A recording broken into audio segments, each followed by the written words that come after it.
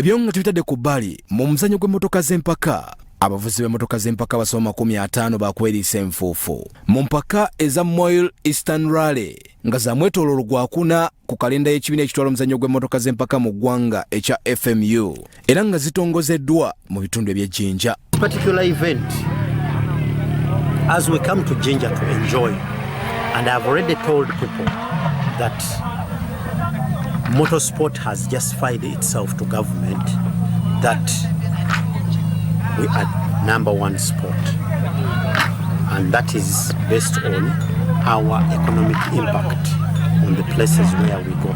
Bakutolontoka kilomita eziri 205 n'obutundutundu 14 wabula ng'ez'okuvuganya ziri 144 n'obutundutundu 44.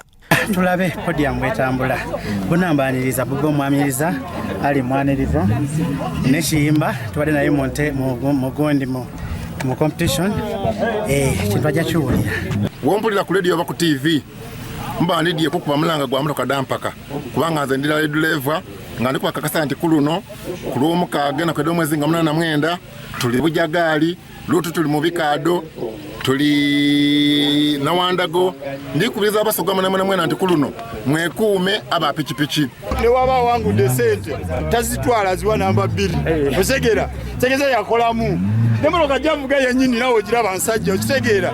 Alfred Mutanda ngono yimutesitesi w'empaka zinagamba enteekateeka zonna zawededda era abavuzi abasoma 50 be bagenda okuvuganya muzo munondi guno. Wali Bujjagali ejjinja Ponsiano Lwakataka mafumafu yasembayo okuwangula ez'ejjinja.